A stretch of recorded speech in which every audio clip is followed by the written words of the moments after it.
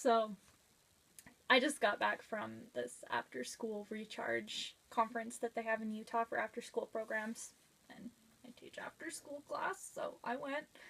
It was so good. The one class that like actually might have helped me with what I do teaching STEM after school was canceled, so I was like, fine, you know what, I'll just go to the workshops that I'm interested in. And, you know, being a sociology major or minor, a lot of those things are things like refugees and dealing with trauma and all this fun stuff. So I went to a class about helping refugee students, which there aren't any refugee students in my after school club, but I am also working on getting it so that I'm mentoring refugee families and stuff. In a couple weeks, I'll be going to a meeting for that. So I was like, oh, yeah, this will help me. So I did that. And then I went to one that was about trauma. And I did a trauma workshop a couple weeks ago with my mom where we learned about trauma. We learned about ACEs, which is adverse childhood experiences, and how it works in the brain and kind of the reaction and how to build resilience to those. And that was really cool. So this one we were worried was going to repeat it, but it actually had more of a focus on how to help those students that have had traumatic experiences in the classroom, which was so helpful because I feel like I actually have students like that in my after school club that I have to deal with. And so having that, okay, here's a good way to deal with that, because sometimes you just don't know. You feel bad for the kid who's acting out and you want to help them so bad, but you can't just stop in the middle of class to focus on this individual. And so it kind of gave ideas and ways to handle that, and that was really helpful for me. And will be helpful when I'm not teaching STEM and I'm teaching theater. So, I mean, you know, I'm just kind of building myself for my future.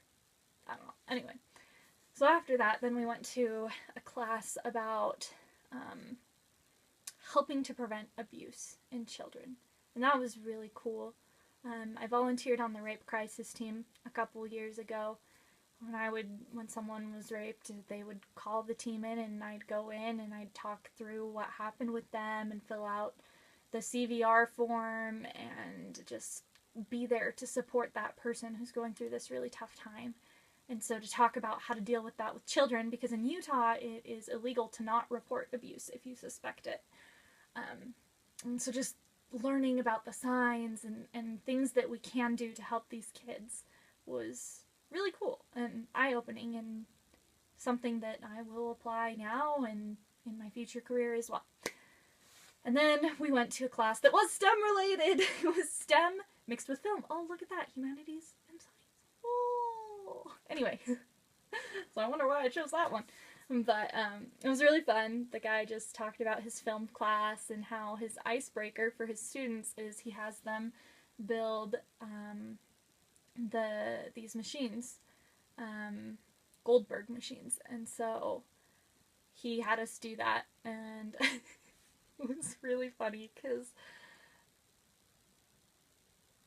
there were a bunch of guys and a bunch of girls, and all of the guys immediately were like, let's build a machine. And then the other option was to learn about how the camera works and filming and stuff. And so all of the girls went over there. But I was like, you know, learning about how a camera works, that's not really helpful to me with my students. And I kind of already know, so I went over to help build the machine. And it was really funny because, I don't know, I'm not an introvert necessarily, but I'm not super extroverted either. I'm like an ambivert. And so they were trying to figure out, they wanted the end goal to be there was this catapult and they wanted to launch a rubber chicken out of the catapult. And so they were trying to figure out how to get this part. There was like a stick and then a bin, and that was the catapult. So they wanted something to land on the stick to make it flip the chicken. I know, I sound super sciencey right now, and not completely illiterate. Anyway, and so I had this idea. I was like, why don't we just tie something to the very end of the stick and have it on the edge of the table, and then we can have something knock into it to make it go down, because it's like a cause and effect machine. And make it fall down, and then it'll pull the stick down, which will catapult the chicken into the air. But I was like, I don't really want to, because they were trying to figure out how they could drop something on the stick, or I don't even know what else they were doing, but it was weird. And so I kind of mentioned, well, what if we tie something to the end and figure out a way to knock it off? And they just kind of were like, yeah, okay, whatever. And I'm the only girl there, so I'm like, okay, don't take it personally. Like, it's not because you are a female, just show them what you mean. So I got this tin thing, and I had cars and I had gaffing tape. So I taped the cars to the bottom of the tin, and then the tin had a handle on it. So I put a bungee cord around the handle, and then put the other end of the bungee cord around the stick, and put that on the edge of the table, and then took a ball and knocked it into it, which made it fall down, which made it catapult the chicken into the air. And they were like, oh, that does work. And I was like, yeah, sweet, let's do this.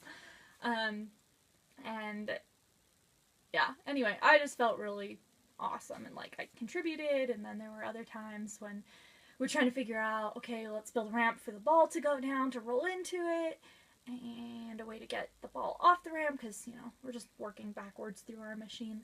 And we were trying to figure out how to get enough momentum for the ball to knock into the tin, to knock it off the table. And they had moved the the bungee cord so that it was further up on the stick and closer to the tin that catapulted the chicken into the air. And it wasn't working as well. And they were like, why isn't it working anymore? And I was like, well, okay, you have to move this back up here so that you have the leverage to like that. And then they were trying to figure out how to build the momentum for the ball, and they were like, well, what if we move it further back, then it has more time to build momentum? And it was like, no. The friction. So let's keep it up here and roll it down.